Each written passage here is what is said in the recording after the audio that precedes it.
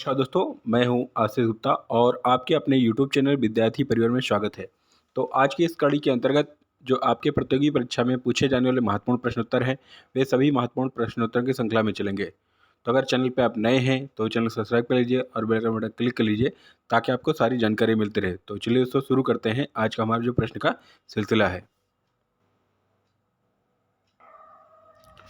तो पहला प्रश्न देखिएगा दोस्तों, चीनी यात्री फाहियान किस गुप्त शासक के शासनकाल के दौरान भारत आया था? ऑप्शन देखिएगा, चंद्रगुप्त मौर्य, समुद्रगुप्त, चंद्रगुप्त द्वितीय या कुमारगुप्त। तो जल्दी से गेस करिए फटाफट, प्रैक्टिस की तरह लीजिए आप। तो दोस्तों जो चीनी यात्री फाहियान था वह चंद्रगुप्त द्वितीय के शासनकाल में आया था। Option number C is the correct answer. आगे चलिए, अगला क्वेश्चन है, प्लासी का युद्ध कब लड़ा गया था? ऑप्शन देखिएगा, 23 जून 1747 को, 26 जून 1756 को, 23 जून 1757 को या 27 जून 1757 को। तो जल्दी से गेस करिए दोस्तों कि प्लासी का युद्ध कब लड़ा गया था।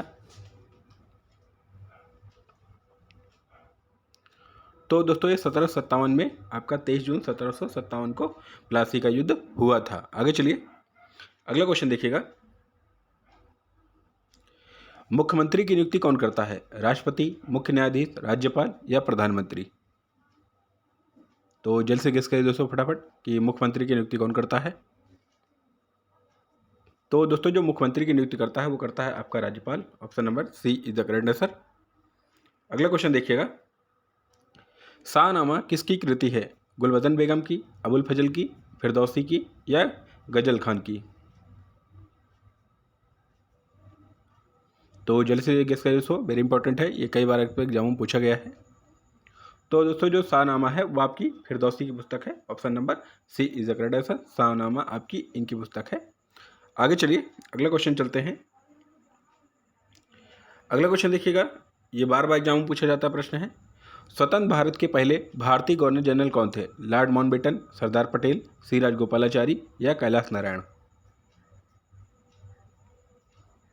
तो आई होप दोस्तों आपने गेस किया होगा सी राजगोपालाचारी जी को। Option number C is the correct answer. आगे चलिए, अगला प्रश्न देखिएगा, शेरे पंजाब किसका उपनाम है? सरदार भगत सिंह का, बिपिन चंद्र पाल का, लाला लाजपत राय का या इनमें से कोई नहीं? तो भारत के महान क्रांतिकारी जो आपके नेता हैं, ठीक है, लाला लाजपत राय साहब को माना जाता है Sher-e Punjab. Option number C is the correct answer. आगे चलिए, मेसोपोटामिया किस देश का पुराना नाम था? सऊदी अरब का, ओमान का, इराक का या संयुक्त अरब अमीरात का? तो जल्द से किसके दोस्तों फटाफट। तो दोस्तों आपका जो मेसोपोटामिया है वो इराक का पुराना नाम था, ठीक है। आगे चलिए, अगला क्वेश्चन चलते हैं, असहयोग आंदोलन कब शुरू हुआ था? जनवरी 1922 में, जनवरी 1923 में या जनवरी 1921 में या जनवरी 1920 में?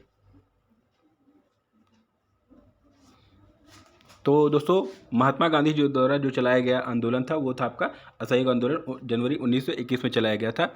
इस आंदोलन का जो जिक्र किया गया है इनकी जो पुस्तक है हिंदू स्वराज में, ठीक है, हिंदू स्वराज में किया गया है। ये भी आप ध्यान रखिएगा, बार बार आपके एग्जाम में पूछा भी जाता है कि महात्मा गांधी जी की कौन सी पुस्तक थी, तो हिंदू स्वराज है। इन्हीं हिंदू स्वराज में महात्मा गांधी जी ने उल्लेख किया है कि जिस तरह अंग्रेजों को हम लोगों ने सहयोग दिया है उसी प्रकार इनको असहयोग करें ताकि ये भारत छोड़ने के लिए विवश हो जाएं।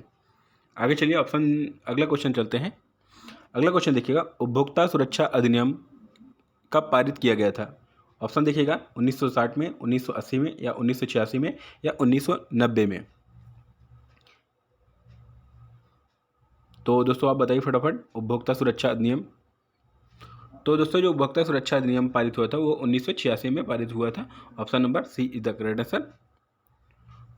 उपभोक्ताओं को सुरक्षा की गारंटी देने के लिए यह भारत सरकार द्वारा पारित किया गया था। आगे चलिए, अगला क्वेश्चन देखिएगा, जर्मनी के एकीकरण में बिस्मार्क ने कौन सी नीति अपनाई थी? सहयोग की नीति, सुलह कुल की नीति या लौ और रक्त की नीति या उपयुक्त में से कोई नहीं?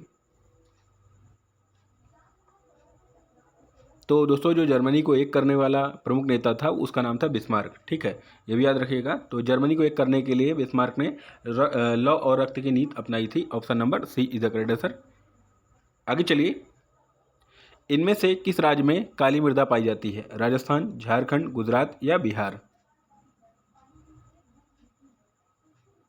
तो दोस्तों जो भारत का आपका गुजरात है, ठीक है, वहाँ पर काली मिट्टी पाई जाती है। तो ये भी याद रखिएगा दोस्तों, जो काली मिट्टी होती है ये कपास की खेती के लिए सबसे उपयुक्त मानी जाती है। आपसे बार बार एग्जाम पूछा जाता है काली मिट्टी किस फसल के लिए सबसे उपयुक्त मानी जाती है, तो ये आपका काली मिट्टी किसके लिए मानी जाती है? आपका कपास की खेती के लिए मानी जाती है। आगे चलिए, अगला क्वेश्चन देखिएगा, निम्नलिखित में से कौन सा विषय समवर्ती सूची में शामिल होता है? कृषि, पुलिस, शिक्षा या रक्षा? तो दोस्तों आपका जो समवर्ती सूची में शामिल होता है वो आपका शिक्षा है, एजुकेशन है, ठीक है, याद रखिएगा option number see the correct answer. तो सबसे पहले जान जाइए समवर्ती सूची होती क्या है। ऐसी सूची जिसमें केंद्र और राज्य दोनों मिलकर क्या बनाते हैं? कानून बनाते हैं, ऐसी सूची को हम लोग बोलते हैं समवर्ती सूची, ठीक है। इसमें केंद्र सरकार और राज्य सरकार दोनों मिलकर कानून बनाते हैं, किंतु अगर देखा जाए तो केंद्र सरकार के कानून ही सर्वोपरि माने जाते हैं। आगे चलिए, अगला प्रश्न देखिएगा, धर्म को कभी भी राजनीति से अलग नहीं किया जा सकता, यह कथन किसका है? सुभाष चंद्र बोस का, जवाहरलाल नेहरू का, महात्मा गांधी का या इनमें से कोई नहीं? तो दोस्तों ये कथन आपका, जो धर्म को राजनीति से कभी अलग नहीं किया जा सकता, ये कथन आपका है महात्मा गांधी का, option number C is the correct answer. Mahatma Gandhi ji ने धर्म को अभी राजनीति से अलग नहीं करने की बात कही है। अगर जो जिसने कही है वो कही थी दोस्तों मैकाले ने कहा था कि धर्म को राजनीति से अलग रखिए, ये भी याद रखिएगा किसने कहा था। अलग रखने की बात कही थी मैकियावेली ने, और अलग न रहने की जो बात की थी वो महात्मा गांधी ने की थी। अगला क्वेश्चन देखिएगा, भारत का पहला परमाणु ऊर्जा के उत्पादन केंद्र कहाँ स्थापित किया गया है? यानी भारत का प्रथम परमाणु ऊर्जा उत्पादन केंद्र कहाँ स्थित है? नरौरा उत्तर प्रदेश में, या कलपक्कम तमिलनाडु में, या तारापुर महाराष्ट्र में, या आपका ककरापर गुजरात में? तो इंपॉर्टेंट है दोस्तों, जल्दी फटाफट बताइए। तो दोस्तों जो आपका तारापुर महाराष्ट्र में स्थित है, ठीक है, ये भारत का आपका पहला परमाणु ऊर्जा उत्पादन केंद्र है, option number C is the correct answer. आगे चलिए, इनमें से सर्वोत्तम किस्म का लौह अयस्क होता है? तो आपको पता होगा लोहा 4 प्रकार का होता है, ये 4 प्रकार के आपको दिए गए हैं, ठीक है। इनमें से कौन सा लोहा सबसे अच्छा माना जाता है? ठीक है, तो जल्दी बताइए दोस्तों, लिमोनाइट, हेमेटाइट या मैग्नेटाइट या एंथेसाइट? तो दोस्तों आपका जो मैग्नेटाइट कोयला होता है ये आपका सबसे अच्छा माना जाता है, इसमें कार्बन की मात्रा भी कम होती है और थोड़ा सा ऊष्मादार भी होता है। आगे चलिए, अगला क्वेश्चन देखिएगा, इन निम्न में से कौन एक खरीफ फसल है? ठीक है, जौ, थोड़ा सा एक मात्रा लगा लीजिएगा, जौ, चना, चावल या गेहूं? तो दोस्तों आपका जो आपका खरीफ फसल है वो आपका है चावल, option number C is the correct answer. तो अगर एक फसल की बात की जाए, रबी की फसल, ठीक है दोस्तों, तो रबी की फसल को याद करने का सबसे आसान तरीका क्या कह सकते हैं? रबी को लगी ठंडी, क्या कहेंगे? रबी को लगी ठंडी, उसने खाया चना, जौ, मटर और गेहूँ, ठीक है, क्योंकि हम लोग जो शरद मौसम होता है, ठंडी का मौसम होता है, इसको हम लोग भुना के खाते हैं, तो ये ठंडी के मौसम में उत्पादन होने वाली रबी की फसलें होती हैं। तो आपको याद करने का सबसे आसान तरीका क्या होता है? रबी को लगी ठंडी, उसने खाया चना, जौ, मटर, अरहर, ठीक है, ये आपकी प्रमुख फसलें जो होती हैं वो आपकी रबी की फसल होती हैं। और यहाँ पूछा क्या गया है खरीफ की फसल, तो आपका एक बचता है वो है आपका चावल, option number C is the correct answer, चावल। आगे देखिएगा, वेरी इंपॉर्टेंट, आपके कई एग्जाम में पूछा गया है। अगर आपके किसी एग्जाम में कोई प्रश्न आपसे पूछा गया तो आप कमेंट बॉक्स में जरूर बताया करिए दोस्तों। सरिस्का बाग रिजर्व पार्क किस राज्य में स्थित है? उत्तर प्रदेश, पंजाब, राजस्थान, हरियाणा? तो आपका जो सरिस्का बाग रिजर्व पार्क स्थित है वो आपका है राजस्थान में, option number C is the correct answer. अगला प्रश्न देखिएगा, भारत में प्रचंड बेरोजगारी सामान्यतः दिखाई देती है फैक्ट्री क्षेत्रों में, सेवा क्षेत्रों में, कृषि क्षेत्रों में, इन सभी क्षेत्रों में? तो दोस्तों ये जो आपके प्रचंड बेरोजगारी होती है यह मुख्य रूप से कृषि के क्षेत्रों में दिखाई देती है। ये प्रचंड बेरोजगारी क्या होती है पहले जान लीजिए। ऐसी बेरोजगारी जो एक निश्चित समय काम करने के बाद, वो काम करने के बाद व्यक्ति रिक्त हो जाता है, अर्थात काम नहीं कर पाता है या खाली रहता है, ऐसी चीज़ को हम लोग बोलते हैं प्रचंड बेरोजगारी। जैसे मान चल सकते हैं गांव में क्या होता है, खेती के लिए एक निर्धारित समय होता है, खेती करने के बाद वहाँ का गांव का आदमी खाली रहता है, तो ऐसे लोग को हम लोग बेरोजगारी की श्रेणी में रखते हैं। और बेरोजगारी का जो अर्थ होता है वो भी ध्यान रखिए, हम लोग ऐसा नहीं कह सकते हैं बेरोजगार मतलब बिना रोजगार, ऐसा नहीं। बेरोजगारी का अर्थ होता है ऐसा व्यक्ति जो कुशल हो, योग्य हो, किंतु उसके लिए कोई रोजगार ना हो, ऐसे व्यक्ति को हम लोग बोलते हैं बेरोजगार। आगे चलते हैं, अगला प्रश्न देखिएगा, भारतीय संविधान के किस भाग में संघीय न्यायपालिका का उल्लेख है? भाग 2, भाग 3, भाग 5 या भाग 8? तो जल्द से गेस करिए दोस्तों, भारतीय संविधान के किस भाग में संघीय न्यायपालिका का उल्लेख है? तो दोस्तों आपका जो भाग 5 है उसमें आपका उल्लेख है। आगे चलिए, अगला क्वेश्चन देखिएगा, संघीय मंत्रिपरिषद का अध्यक्ष कौन होता है? गृह मंत्री, कैबिनेट सचिव या प्रधानमंत्री या राष्ट्रपति? तो दोस्तों आपका जो संघीय मंत्रिपरिषद होता है उसका अध्यक्ष आपका जो प्रधानमंत्री होता है वो होता है। आगे चलिए, अगला प्रश्न देखिएगा, सबसे कम उम्र में प्रधानमंत्री पद पर आसीन होने वाले व्यक्ति कौन थे? चौधरी चरण सिंह, आई.के. गुजराल, राजीव गांधी या मोरारजी देसाई साहब? तो बताइए दोस्तों फटाफट, सबसे कम उम्र के प्रधानमंत्री के पद पर आसीन वाले व्यक्ति कौन है? तो थे दोस्तों आपके भारत के भूतपूर्व प्रधानमंत्री राजीव गांधी साहब, जो आपके सबसे कम उम्र के प्रधानमंत्री थे। तो चलिए दोस्तों जल्दी से कमेंट बॉक्स में बताइए, जिस समय राजीव गांधी जी प्रधानमंत्री बने उनकी उम्र क्या थी? आगे चलिए, लोकसभा में किसी विधेयक को धन विधेयक के रूप में कौन प्रमाणित करता है? राष्ट्रपति, वित्त मंत्री, लोकसभा अध्यक्ष या प्रधानमंत्री? तो बताइए दोस्तों फटाफट, लोकसभा में किसी विधेयक को धन विधेयक के रूप में कौन प्रमाणित कर सकता है? तो दोस्तों ये करता है आपका लोकसभा अध्यक्ष, ठीक है, लोकसभा स्पीकर जो होता है। तो सबसे पहले जान लीजिए विधेयक क्या होता है। विधेयक मतलब यानी कानून, ठीक है। तो हमारा जो विधेयक बनता है वो दो तरीके से बनता है, एक बनता है वित्त विधेयक, एक बनता है सामान्य विधेयक। तो यहाँ पे दोस्तों जो वित्त विधेयक अर्थात धन विधेयक के बारे में पूछा गया है। अगला क्वेश्चन दे चलिएगा, संघात्मक शासन व्यवस्था को सर्वप्रथम किस देश से अपनाया गया है? ठीक है, अमेरिका, नाइजीरिया, कनाडा या रूस? तो बताइए दोस्तों, फेडरलिज्म जो आपका संघात्मक शासन व्यवस्था है वो किस देश से लिया गया है? तो दोस्तों ये लिया गया है आपका कनाडा से, option number C is the correct. संघात्मक शासन का अर्थ होता है जहाँ पे दो या दो से अधिक के मध्य शक्तियों का विभाजन होता है, ऐसी शासन व्यवस्था बोलते हैं हम लोग संघात्मक शासन व्यवस्था। जैसे भारत में है, भारत अपनी शक्तियाँ किसको दी हैं? राज्यों को, और राज्य ने क्या किया है? अपनी शक्तियाँ स्थानीय सरकारों को दी है। इस प्रकार हमारी शासन व्यवस्था संचालित होती है, इसलिए भारत देश एक संघात्मक देश है। फिर किंतु यहाँ पे भारत देश अर्धसंघात्मक भी है, क्योंकि भारत संघात्मक और एकात्मक दोनों वाला देश माना जाता है। आगे चलते हैं, भारतीय संविधान में राज्य के नीति निषेध तत्व कहाँ से ग्रहण किए गए हैं? ब्रिटेन से, फ्रांस से, आयरलैंड से या पूर्व सोवियत संघ से? तो जल्दी से गेस करिए दोस्तों, भारतीय संविधान में राज्य के नीति निषेध तत्व कहाँ से ग्रहण किए गए हैं?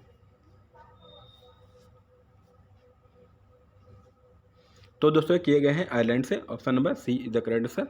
राज्य के जो नीति निषेध तत्व हैं जिसपे राज्य अपना नियम कानून बनाता है, ऐसे ये कहाँ से लिया गया है? आयरलैंड के संविधान से लिया गया है। आगे चलते हैं, अगला प्रश्न है, संविधान की व्याख्या करने का अंतिम अधिकार किसे प्राप्त है? लोकसभा अध्यक्ष को, राष्ट्रपति को, सर्वोच्च न्यायालय को या इनमें से कोई नहीं? तो दोस्तों जो संविधान की व्याख्या करने का अंतिम अधिकार होता है वो आपका जो सर्वोच्च न्यायालय होता है उसके पास होता है। इसी को हम लोग संविधान का संरक्षक भी मानते हैं, संविधान का अभिभावक भी कहते हैं। आगे चलिए, भारतीय संसद के कितने सदन हैं? 6, 5, 2 या 3? तो दोस्तों जो भारतीय संसद के कुल 2 सदन हैं, एक आपका लोकसभा है, एक आपका राज्यसभा है, ठीक है। ये आपके 2 सदन हैं, याद रखिएगा। आगे चलते हैं,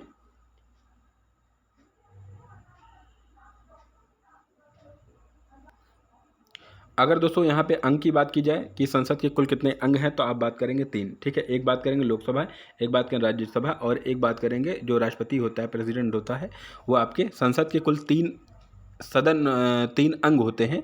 और जो सदन की बात की जाए अर्थात मकान की बात की जाए तो वो 2 होते हैं, एक आपका लोकसभा होता है, एक राज्यसभा। इस बात को आप ध्यान रखिए।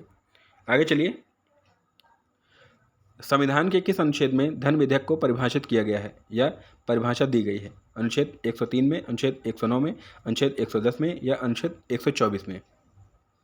तो जल्दी से फटाफट बताइए, संविधान के किस अनुच्छेद में धन विधेयक को परिभाषा दी गई है? तो दोस्तों दी गई है आपके अनुच्छेद 110 के अंतर्गत हमारा जो ठीक है धन विधेयक होता है लोकसभा द्वारा प्रमाणित किया जाता है, उसका उल्लेख आपका किया गया है। तो option number C is the correct answer. आगे चलिए, अगला प्रश्न है, उत्तर प्रदेश की प्रथम महिला मुख्यमंत्री कौन थी? मायावती जी या सरोजिनी नायडू जी, सुचिता कृपलानी जी या विजय लक्ष्मी पंडित जी? तो जल्दी बताइए दोस्तों, कई बार आपके एग्जामों में पूछा जाने वाला प्रश्न है। तो दोस्तों जो आपकी सुचिता कृपलानी थी, ये हमारे उत्तर प्रदेश की पहली महिला मुख्यमंत्री के रूप में थी। और अगर पुरुषों की बात की जाए तो पंडित गोविंद बल्लभ पंत जी थे। ठीक है, पंडित गोविंद बल्लभ पंत जी। ठीक, ये हमारे पुरुष पहले मुख्यमंत्री थे। आगे चलिए, राज्यपाल सोने के पिंजड़े में निवास करने वाली चिड़िया के समतुल्य है, यह किसका कथन है? लाला लजपत राय का, जीडी तापसे का, सरोजिनी नायडू का या विजय लक्ष्मी पंडित जी का? तो बताइए इसको फटाफट, किसका कथन है? वेरी इंपॉर्टेंट है, ये भी कई बार आपके एग्जामों में पूछा गया है। राज्यपाल सोने के पिंजड़े में निवास करने वाली चिड़िया के समतुल्य है, यह कथन आपका है सरोजिनी नायडू जी का। ठीक है, option number C is the correct answer. आगे चलिए, सर्वोच्च न्यायालय कौन सा प्रलेख जारी नहीं कर सकता? प्रतिषेध का, परमादेश का, निषेधाज्ञा का या परमादेश का? तो ये बताइए दोस्तों, सर्वोच्च न्यायालय कौन सा प्रलेख जारी नहीं कर सकता या नहीं करता है? तो दोस्तों करता नहीं है, वो निषेधाज्ञा करता है, उसमें ऐसा कोई अधिकार है ही नहीं उसके पास। ठीक है, आगे चलिए, अगला क्वेश्चन देखिएगा, किसी ग्रह के चारों ओर परिक्रमा करने वाले छोटे आकाशीय पिंड को क्या कहते हैं? पुच्छल तारा, ग्रह, उपग्रह या सभी? तो ये सभी आपके दोस्तों जो आपके प्रतियोगी परीक्षाएं होते हैं, चाहे यूपी बीएड संबंधित हो, आरआरबी संबंधित हो या यूपी ट्रिपल एससी बेट से संबंधित हो या अन्य जो भी प्रतियोगी परीक्षाएं होती हैं, वो आपके इस परीक्षाओं से संबंधित महत्वपूर्ण प्रश्नोत्तर की श्रृंखला है। अगर आपको वीडियो अच्छा लग रहा है तो इसे दोस्तों लाइक कर दीजिए, अपने दोस्तों को शेयर कर दीजिए। तो दोस्तों आपका जो उपग्रह है, ठीक है, ये आपका माना जाता है जो ग्रह के चारों ओर परिक्रमा करने वाले छोटे आकाशीय पिंड के रूप में होते हैं। आगे चलिए, किसी ग्रह की अपने कक्ष में सूर्य से अधिकतम दूरी को क्या कहते हैं? तो बताइए दोस्तों, पेरजी, उपसौर, अपसौर या अपोजी? तो दोस्तों जो करता है वो आप करता कहलाता है अपसौर। Option number C is the correct answer. आगे चलिए, मेघ गर्जना वायुमंडल के किस परत में होती है? यहाँ पे मेघ गर्जना को हम लोग कह सकते हैं बादल गरजना कह सकते हैं। ठीक है, बादल गरजना भी पूछा जाता है। ठीक, मेघ गर्जना वायुमंडल की किस परत में होता है? ओजोन मंडल में, समताप मंडल में, क्षोभ मंडल में, इनमें से कोई नहीं? तो दोस्तों ये होता है आपके क्षोभ मंडल में। Option number C is the correct answer. आगे चलिए, पृथ्वी की सतह से सबसे दूर वायुमंडलीय परत किस नाम से विदित है यानी जानी जाती है? समताल यहाँ पे समताप कर लीजिएगा। ठीक है, थोड़ा सा मिसप्रिंट हो गया है। समताप मंडल, ठीक, क्षोभ मंडल या आयन मंडल या बहिर्मंडल? तो दोस्तों पृथ्वी की सतह से सबसे दूर वायुमंडलीय परत होती है, उसको हम लोग कहते हैं आयन मंडल। ठीक है, option number C is the correct answer. यह सबसे ठंडी मानी जाती है। आगे चलिए, अगला क्वेश्चन देखिएगा, निम्नलिखित में से किस देश को 1000 झीलों की भूमि कहा जाता है? थाईलैंड को, जर्मनी को, फिनलैंड को या भारत को?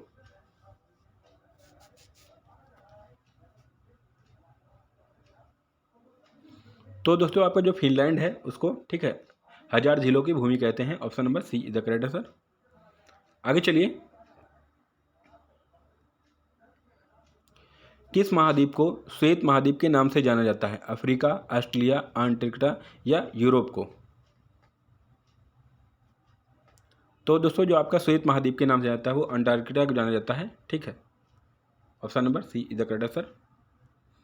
आगे चलिए, अगला प्रश्न देखिएगा, यू आकार की घाटी कहाँ पाई जाती है? चूना पत्थर क्षेत्र में या परिपक्व क्षेत्र में या हिमानी क्षेत्र में या इनमें से कोई नहीं? तो दोस्तों जो हिमालयाकार घाटी पाई जाती है वह पाई जाती है हिमानी वाले क्षेत्रों में। Option number see the correct answer. आगे चलिए, झरिया कोयला की खानें देश के किस राज्य में स्थित है? आंध्र प्रदेश, उड़ीसा, झारखंड या पश्चिम बंगाल? तो यहाँ पे सभी क्वेश्चंस आपके एनसीईआरटी पाठ्यपुस्तक से संकलित किए गए हैं दोस्तों। अगर किसी प्रकार की कोई समस्या होती है तो आप कमेंट बॉक्स में जरूर बताइएगा। तो दोस्तों जो आपका झरिया कोयला खान है वो हमारे देश के झारखंड राज्य में स्थित है। Option number see the correct answer. आगे देखिएगा, भारत में राष्ट्रीय आय की गणना के लिए सर्वमान्य प्रमाणित संस्था कौन सी है? नीति आयोग, राष्ट्रीय विकास परिषद, केंद्रीय सांख्यिकी संगठन या इनमें से कोई नहीं? तो दोस्तों आपका जो केंद्रीय सांख्यिकी संगठन है वो आपका राष्ट्रीय आय की गणना करने वाला प्रमाणित संगठन माना जाता है। Option number C is the correct answer. अगला क्वेश्चन देखिएगा, किसने कहा था कि कर्ज जमा की संतान है? कर्ज जमा की संतान है और जमा कर्ज की संतान है। ठीक है, किसने कहा था कि कर्ज जमा की संतान है और जमा कर्ज की संतान है? पीगू ने, मार्शल ने, केन्स ने या क्राउमर ने? तो दोस्तों ये केन्स महोदय का कथन है। Option number C is the correct answer. अगला क्वेश्चन देखिएगा, भारत में सहकारिता आंदोलन का प्रारंभ कब हुआ? 1901 में, 1903 में, 1904 में या 1955 में? तो दोस्तों जो भारत में सहकारिता आंदोलन की शुरुआत हुई थी वो आपकी हुई थी 1904 में। Option number C is the correct answer. आगे देखिएगा, उपभोक्ता अधिकार दिवस कब मनाया जाता है? 24 दिसंबर को, 19 अप्रैल को या आपका 15 मार्च को या 22 अप्रैल को? तो मनाया जाता है दोस्तों आपका 15 मार्च को। यहाँ पे इस बात को भी याद रखिएगा दोस्तों, अगर राष्ट्रीय उपभोक्ता दिवस पूछा जाता है तो 25 दिसंबर को मनाया जाता है। ठीक है, अगर यहाँ उपभोक्ता दिवस ये विश्व की बात की जाती है तो आपका 15 मार्च, क्योंकि देखिए आप मार्च पहले आता है, दिसंबर बाद में आता है, तो विश्व पहले आता है फिर देश बाद में आता है। इस बात को आप याद रखिएगा। आगे चलिए, अगला प्रश्न है, निम्न में कौन भोज्य पदार्थों की शुद्धता की गारंटी देता है? यानी जो खाने पीने की चीज़ें होती हैं उसमें कौन सा सिंबल बना होता है जिससे आप मानेंगे कि ये भोजन शुद्ध रूप से प्रमाणित है? हॉल मार्क, बुल मार्क या एग मार्क या ISI मार्क?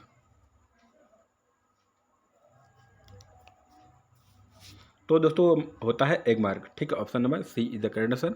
जो हॉल मार्क होता है दोस्तों ये सोना चांदी में होता है। ISI मतलब जो लौह पदार्थ होते हैं उसमें पाया जाता है। अगला क्वेश्चन देखिएगा, मुद्रा स्वयं मुद्रा का निर्माण करती है, यह परिभाषा किसने प्रस्तुत की है? मार्शल ने, हैंसन ने, क्रोमर ने या क्राउथर ने? तो जल्दी बताइए दोस्तों फटाफट, मुद्रा स्वयं मुद्रा का निर्माण करती है, यह परिभाषा किसकी है?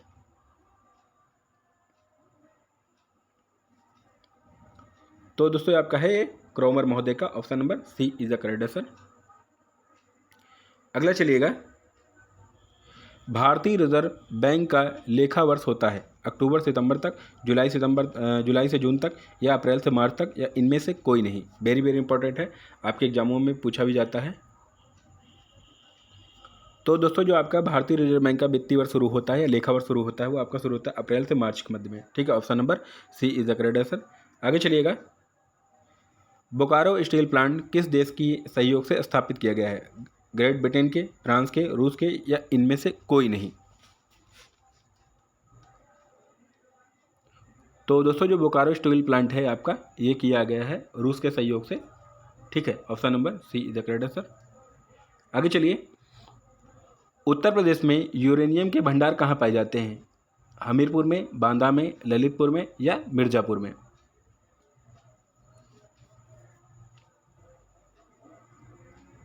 तो दोस्तों उत्तर प्रदेश में जो यूरेनियम का भंडार है वो पाया जाता है आपके ललितपुर में। Option number C is the correct answer. आगे चलिए, उत्तर प्रदेश में रानी लक्ष्मीबाई बांध परियोजना किस नदी पर स्थित है? रामगंगा बांध, रामगंगा नदी, भागीरथी नदी, बेतवा नदी या घाघरा नदी? तो दोस्तों ये बहुत इंपॉर्टेंट है, आपके कई बार एग्जाम में पूछा भी जा रहा है प्रश्न, आपके रानी लक्ष्मीबाई जी से प्रश्न जो आ रहे हैं उसका आप ध्यान रखिए।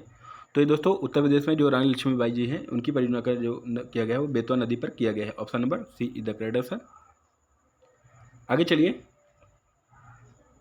अगला प्रश्न है, किस देश को यूरोप का मरीज कहा जाता है? फ्रांस को, जर्मनी को, तुर्की को या इटली को?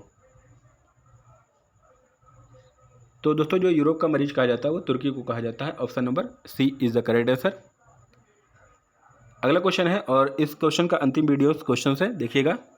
तराइन का प्रथम युद्ध 1911 में जो हुआ था वो किसके मध्य लड़ा गया था? मोहम्मद गोरी और भीम के बीच, मोहम्मद गोरी और जयसिंह के मध्य, मोहम्मद गोरी और पृथ्वीराज तृतीय के मध्य या मोहम्मद गोरी और अजय पाल के मध्य? तो जल्दी से गेस करिए दोस्तों, क्योंकि जो तराइन का युद्ध हुआ है वो 2 हुआ है। ठीक है, तो यहाँ प्रथम पूछा जा रहा है, ये भी याद रखिएगा। तो दोस्तों जो तराइन का प्रथम युद्ध हुआ था वो हुआ था मोहम्मद गोरी और पृथ्वीराज तृतीय के मध्य हुआ था। ठीक है, तो दोस्तों ये आपके कुल टॉप, ठीक है, टॉप 50 क्वेश्चंस थे जो आपके एग्जाम में पूछे जाते हैं। अगर आपको वीडियो अच्छा लगा हो दोस्तों तो इसे आप लाइक कर दीजिए और अपने दोस्तों को शेयर कर दीजिए। ठीक है, तो अगले वीडियो में फिर मिलते हैं दोस्तों, तब तक के लिए जय हिंद, जय भारत।